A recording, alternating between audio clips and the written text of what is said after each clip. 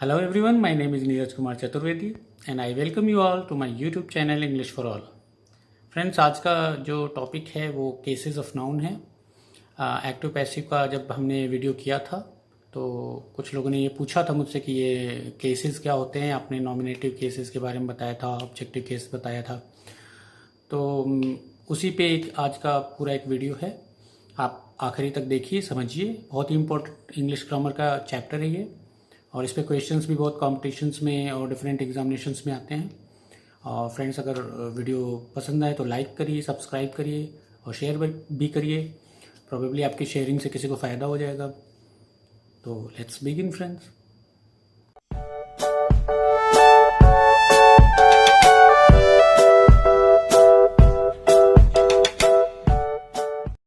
तो आइए फ्रेंड्स, सबसे पहले देख लेते हैं कि केसेस नाउन के क्या होते हैं। तो इसकी डेफिनेशन के हिसाब से, it refers to how noun और pronoun is related to other words in a sentence.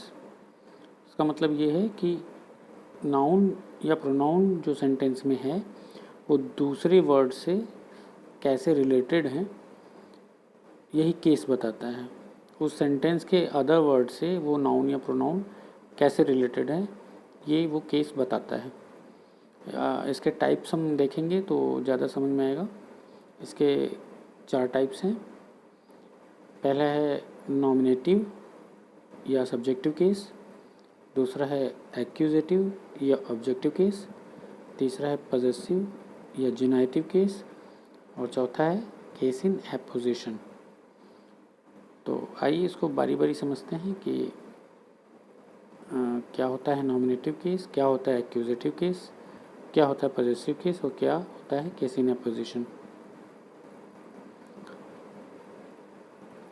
पहला है नॉमिनेटिव केस या सब्जेक्टिव केस। जब नाउन जो होती है वो सब्जेक्ट की जगह पे होती है सेंटेंस में, दूसरे वर्ब या एडजेक्टिव और सबके रिलेशन में ये सब्जेक्ट का काम करती है, सब्जेक्ट के रूप में रिलेटेड होती है, तो हम कहते हैं कि वो नॉमिनेटिव केस में है या सब्जेक्टिव केस में है।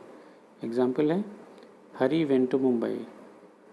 इस सेंटेंस में हरी जो है वो सब्जेक्ट की तरह काम करने वाला नाउन है, तो ये सब्जेक्टिव केस में है या नॉमिनेटिव केस में है। दूसरा एग्जाम्पल है यू केम लेट यस्टरडे। इसमें यू जो है ये प्रोनाउन, ये भी सब्जेक्ट की तरह काम कर रहा है, तो हम कहेंगे कि ये भी नॉमिनेटिव केस में। अब देख लेते हैं एक्यूजेटिव केस या objective case. When a noun is used as the object. जब सेंटेंस के ऑब्जेक्ट के रूप में नाउन काम करे तो हम कहेंगे कि वो ऑब्जेक्टिव केस में है या सब एक्यूजेटिव केस में है। एग्जाम्पल देख लेते हैं आई गेव अ बुक। इसमें जो बुक है वो ऑब्जेक्ट है, तो जो बुक है वो ऑब्जेक्टिव केस में कहलाएगी या एक्यूजेटिव केस में ये नाउन, जो बुक नाउन है, ये कहलाएगी। बी एग्जाम्पल है मोहन कुक्ड अ डिलीशियस मील।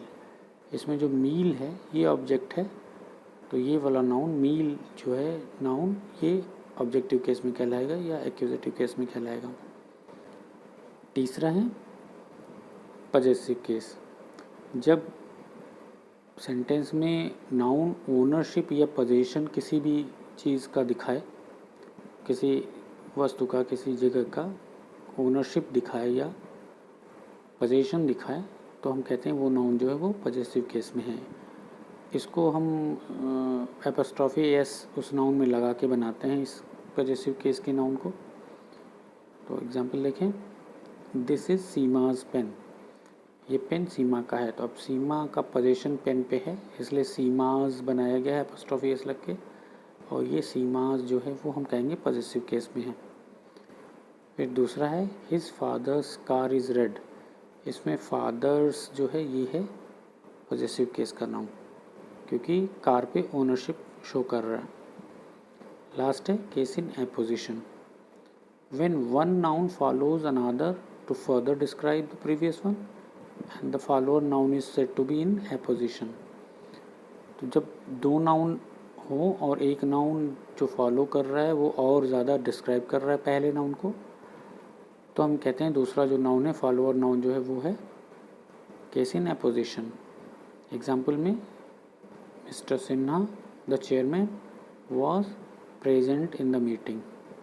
इसमें मिस्टर सिन्हा और द चेयरमैन ये दो नाउन है। इसमें जो दो फॉलोअर नाउन है वो है द चेयरमैन, वो फर्दर डिस्क्राइब कर रहा है मिस्टर सिन्हा को। तो हम कहेंगे कि द चेयरमैन जो नाउन है ये केस इन अपोजिशन है। दूसरा एग्जाम्पल है Kabir the doctor is my uncle, यानी कबीर जो कि डॉक्टर हैं भी हैं वो मेरे अंकल हैं। तो इसमें जो दूसरा नाउन डॉक्टर है वो फॉलो कर रहा कबीर को। कबीर भी एक नाउन है और द डॉक्टर भी एक नाउन है। तो ये फॉलोअर जो नाउन है वो हम कहते हैं केस इन एपोजिशन में है। यहाँ पे फ्रेंड्स एपोजिशन को समझना बहुत ज़रूरी है। ये ऑपोजिशन नहीं है, उसकी स्पेलिंग ओ से शुरू होती है, OPPO, लेकिन ये एपोजिशन है। इसका मतलब होता है टू प्लेस नियरर, और वो ऑपोजिशन होता है उसका मतलब अपोजिट होता है उसका मतलब।